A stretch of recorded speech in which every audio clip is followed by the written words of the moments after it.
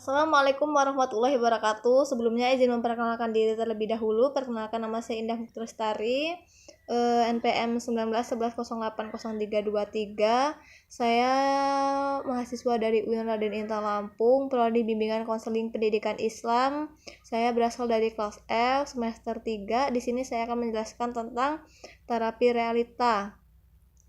Yang pertama, di sini ada pandangan teori realita mengenai konsep manusia.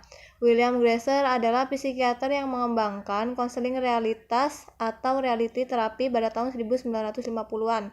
Pandangan tentang sifat dasar manusia seperti halnya teori-teori psikodinamik, konseling realita memandang bahwa kesulitan atau problem perilaku manusia berakar pada pengalaman pada masa kanak-kanak.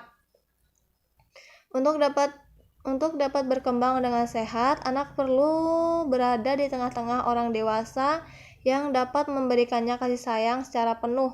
Dan yang selanjutnya, di sini ada pokok-pokok teori konseling. Terapi realitas menekankan pada masalah moral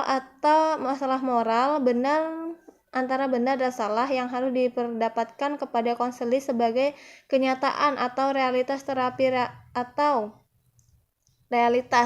realitas menekankan pertimbangan menyangkut nilai-nilai. Ia menekankan bahwa perubahan mustahil terjadi tanpa melihat pada tingkah laku dan membuat beberapa ketentuan mengenai sifat-sifat konstruktif dan destruktif. Terapi realitas adalah proses pengajaran atau tracing proses dan bukan proses penyembuhan atau cleaning proses. Itu sebabnya terapi realitas sering menggunakan pula pendekatan kognitif dengan maksud agar konseling dapat menyelesaikan diri terhadap realitas yang dihadapinya. Dan yang selanjutnya, di sini ada ciri-ciri terapi sosial. Yang pertama, terapi realitas menolak adanya konsep sakit mental, tetapi yang ada adalah perilaku tidak bertanggung jawab tetapi masih dalam taraf mental yang sehat bagi yang mendapatkan gangguan mental, sedangkan kesehatan mental memiliki tingkah laku yang bertanggung jawab. Dan yang selanjutnya di sini ada terapi realitas berfokus pada perilaku nyata mencapai tujuan yang akan datang penuh optimis.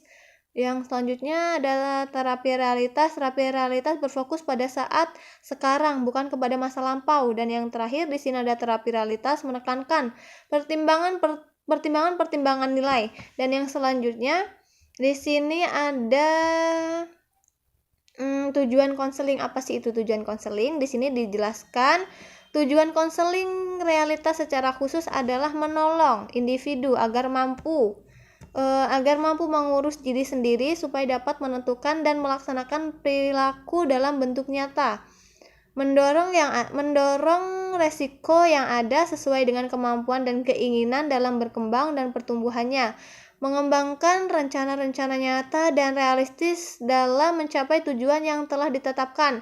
Perilaku yang sukses dapat dihubungkan dengan pencapaian kepribadian yang sukses, yang dicapai dengan menanamkan penilaian adanya keinginan individu untuk mengubahnya sendiri.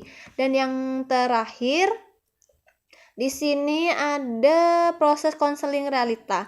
Apa sih itu proses konseling realita? Di sini dijelaskan pendekatan ini melihat konseling sebagai proses rasional yang menekankan pada perilaku sekarang dan saat ini. Artinya, konseling ditekankan untuk melihat perilaku yang dapat diamati daripada motif-motif bawah sadarnya.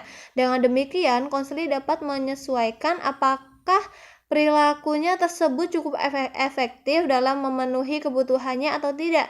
Jika dirasa perilaku yang ditampilkan tidak membuat konseling merasa puas, maka konselor mengarahkan konseling untuk melihat peluang-peluang yang dapat dilakukan dengan merencanakan tindakannya yang lebih tanggung jawab. Saya rasa itu dari penjelasan saya. Jika ada salah, saya mohon maaf. Kepada Allah saya mohon ampun. Saya akhiri, wabillahi taufiq wal hidayah. Wassalamualaikum warahmatullahi wabarakatuh. Terima kasih.